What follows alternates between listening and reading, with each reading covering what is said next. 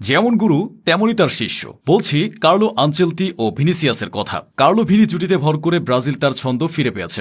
গুরু ও শিষ্যের নয়, এই দুইজনের সম্পর্কটা যেন বাবা ও ছেলের মতো। ভিনিসিয়াস জুনিয়র আনচেলতির অধীনে নিজের সেরাটা দিতে পারেন। আনচেলতিও জানেন কিভাবে ভিনি থেকে তার সেরাটা বের করে আনতে হয়। ক্লাবে দারুণ পারফর্ম করে চ্যাম্পিয়ন্স লিগ সহ সব রকম ট্রফি জেতা হয়ে গেছে ভিনির। তবে জাতীয় দলে তিনি দীর্ঘদিন সেভাবে জ্বলে উঠতে পারেননি। ফলে শুনতে হয়েছে শত সমালোচনা। ক্লাবে বাঘ, জাতীয় দলে বিড়াল, এমন কথাও উঠেছে। তারপর ব্রাজিলের কোচ হয়ে আসলেন আনচেলতি।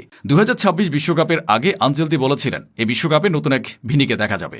ইতালিয়ান এ মাস্টারমাইন্ড নিজের কথা রেখেছেন। খুব অল্প সময়ে তিনি ভিনিকে ব্রাজিলের মেইন ম্যানে পরিণত করেছেন। তবে আনচেলতি ও ভিনির এ বোঝাপড়া একদিনের না। আনচেলতি যখন দ্বিতীয় মেয়াদে রিয়াল মাদ্রিদে আসেন তখন ভিনিকে নিয়ে হাস্যরস হতো। তার গতি আর ড্রিবলিং এর প্রশংসা থাকলেও ফিনিশিংয়ে ছিল বড় ধরনের ঘাটতি। গোলপোস্টের সামনে এসে খেই হারিয়ে ফেলা সেই তরুণকে আনচেলতি শুধু পরিণত করেননি, মানসিকভাবে দিয়েছেন দারুণ আত্মবিশ্বাস। কার্লোর ফাদার ফিগার বা অভিভাবক সুলভ আচরণ ভিনিকে সব ধরনের মানসিক চাপ থেকে মুক্ত রেখেছে, যার ফলে ক্লাব ফুটবলে তিনি একের পর এক সফলতা পেয়েছেন। ট্রল ম্যাটেরিয়াল থেকে বিশ্বসেরা উইঙ্গারদের একজন হয়েছেন। বলা যায় আনচেলতি তাকে ঘষে মেজে তৈরি করেছেন। তিনি যতদিন রিয়ালের ডাগআউটে ছিলেন ভিনি নিজের সেরা ছন্দে ছিলেন। রিয়ালও সেই সময়ের মধ্যে জিতে নিয়েছিল 2টা চ্যাম্পিয়ন্স লিগের শিরোপা। এরপর রিয়ালের সাথে আনচেলতির পথ চলা শেষ হয়। আনচেলতি চলে যাওয়ার পর ক্লাবে ভিনির পারফরমেন্স কিছুটা ভাটা পড়ে। এদিকে ব্রাজিল তাদের নতুন কোচের খোঁজে আনচেলতিকে টার্গেট করে। 2026 বিশ্বকাপকে সামনে রেখে তারা ইতিহাসে প্রথমবারের মতো বিদেশি কোচ নিয়োগ দেওয়ার সিদ্ধান্ত নেয়। এরপর আনচেলতিকে দায়িত্ব বুঝিয়ে দেওয়া হয়। আনচেলতিও হয়তো রিয়ালে তার ব্রাজিলিয়ান শিষ্যদের সাথে এতটা বোঝাপড়া থাকার কারণেই চ্যালেঞ্জটা নিয়েছিলেন। বিশেষ করে ভিনির দিকে তার নজর ছিল আলাদা, একথা বলাই যায়। কোচ হিসেবে দায়িত্ব পাওয়ার অল্প সময়ের মধ্যে তিনি খুঁটিনাটি বিষয় নিয়ে কাজ শুরু করেন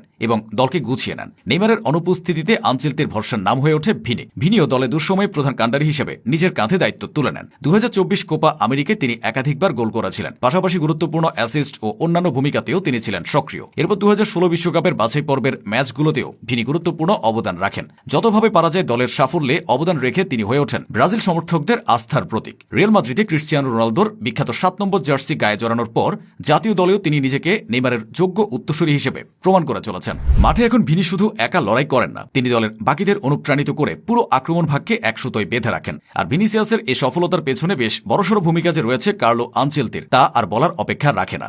আনচেলতির চিন্তাভাবনা আর মাঠে ভিনির জাদুকরী পারফরমেন্সের যে রসায়ন রিয়ালে দেখা গেছে, সে একই ফর্মুলা এখন ব্রাজিল জাতীয় দলকেও নতুন স্বপ্ন দেখাচ্ছে। বিশ্বকাপের চাপ যেখানে অনেক অভিজ্ঞ ফুটবলারকেও কোণঠাসা করে ফেলে, সেখানে ভিনি খেলছেন একদম সহজাত, ভয়ডরহীন এবং চেনা ছন্দে। নিখুঁত পাসিং ও গতি দিয়ে ডিফেন্ডারদেরকে পরাস্ত করা এবং ম্যাচের ভাগ্য নির্ধারণী গোল বা অ্যাসিস্ট করা এখন তার ধারাবাহিক কাজে পরিণত হয়েছে। সব মিলিয়ে আনচেলতির হাত ধরে তৈরি হওয়া এই ভিনি এখন ব্রাজিলের ফুটবলের নতুন রাজা। আনচেলতি যতদিন থাকবেন ভিনির সেরাটা পাওয়ার আশা করতেই পারে ব্রাজিল সমর্থকরা।